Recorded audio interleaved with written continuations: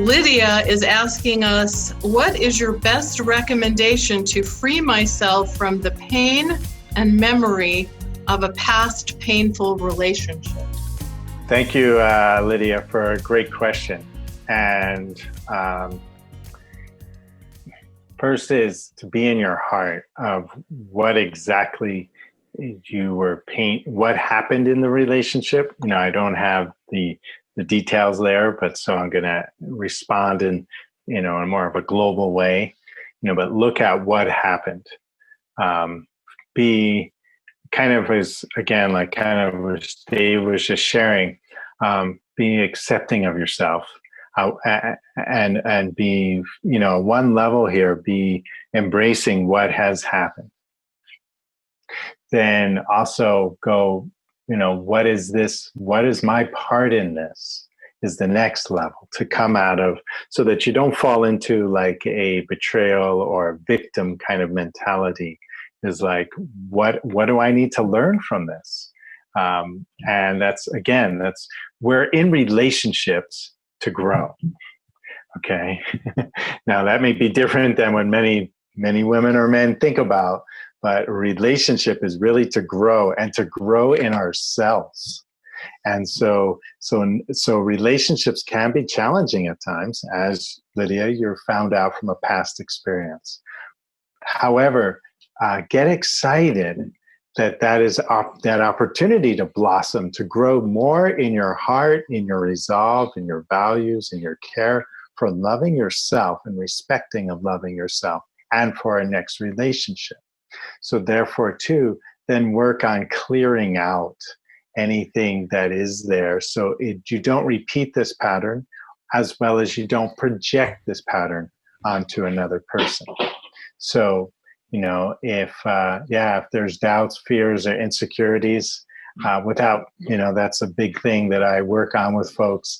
I would just say, due to time here, just know that if any of those things, anxieties, fears, doubts come up, they're actually trying to help you achieve your greatest potential of love. They're not trying to take you down. That's the overall piece here, to be in your heart, to look over what did happen, accept it, then take the responsibility to clear it, and they get excited about the next relationship that you've learned from this, and you're going to do it better. You're going to show up better, and you're also not going to allow, if a certain pattern has shown up from that past experience that you got hurt, you're going to catch it sooner. And then, like we're talking about here, Michelle, be bold, be honest, be direct. If something, someone, shows up in the future and says something or acts something that's a little funny or strange, you can just say that, oh, that was a little strong, or that was strange. I know in a previous relationship, that was a piece that I didn't do at the very beginning of the relationship. And I watched this pattern play out. And I didn't address it at the beginning because I was like, it's no big deal. And the action wasn't a big deal from this woman, but what it did is opened me up later on in the months later to realize, oh, this is a whole way of how this person shows up, which was just saying she was showing up more me-centric, not we-centric. And it took me months to realize that. I would have gotten it probably on the first or second date, and may have changed the course of that time of my relationship with her. However, I learned, no matter what, I learned. So you can too learn, Lydia, and learn and move forward, and be excited about more loving yourself and a loving relationship. So thanks.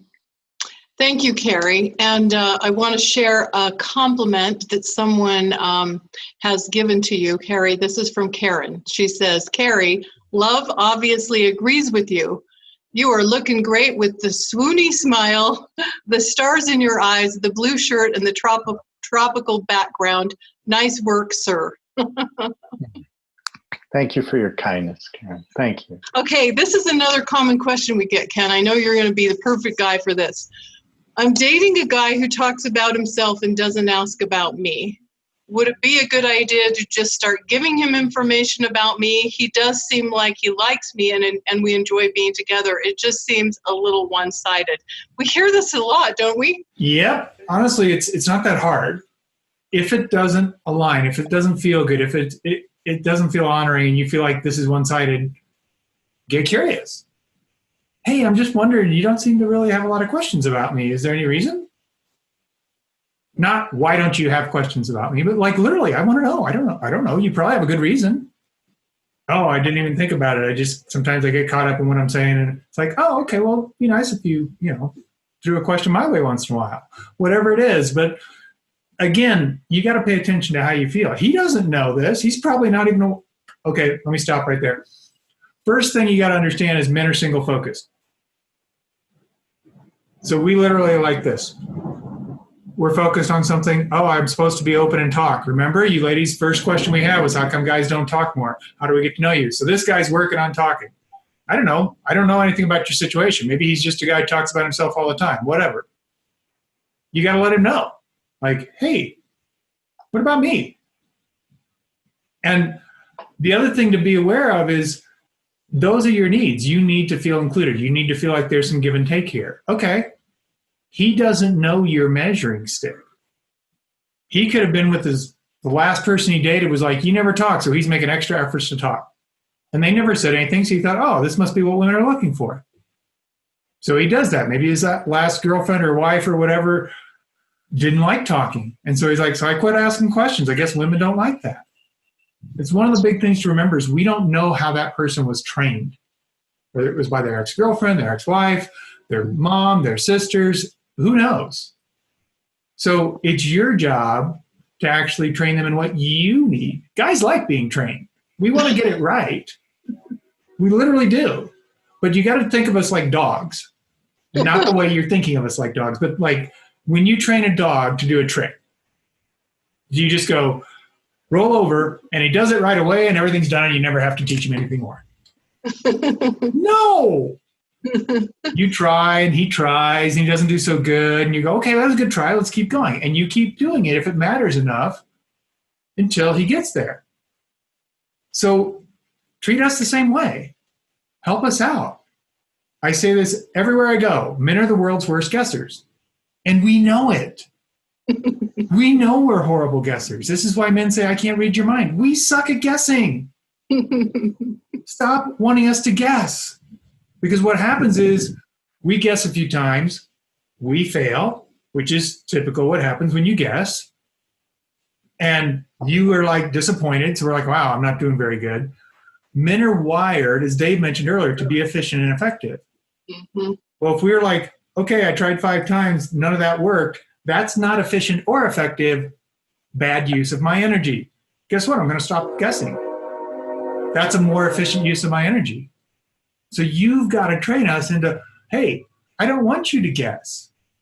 I want you to know so we can be partners here. This isn't a power play. There's no place for power in a relationship.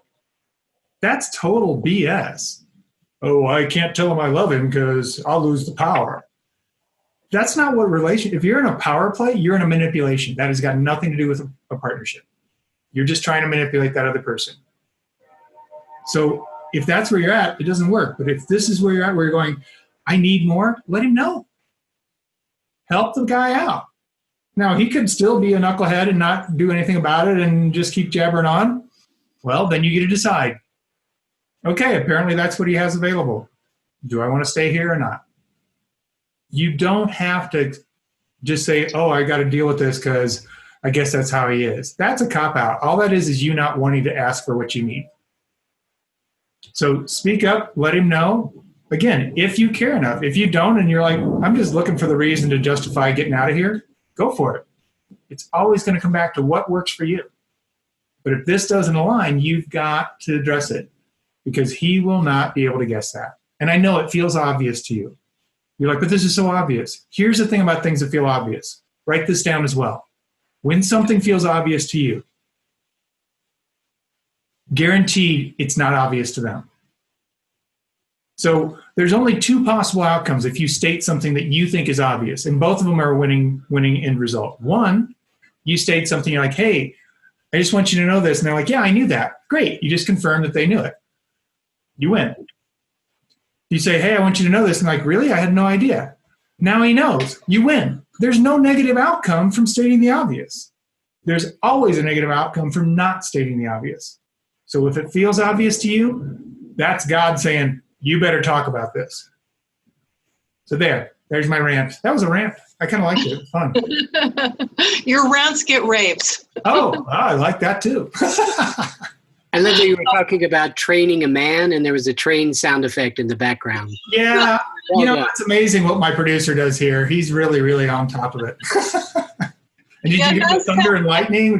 I got the whole storm clouds effect going on right now. We're in the middle of a thunderstorm. So. Wow. Nice sound effects. Good job. All right. Dave, now this is an open-ended one. There's a lot you could go with here, but I think a lot of women really have this as a question. This is Susan, and she says, what characteristics do you find most attractive in a woman?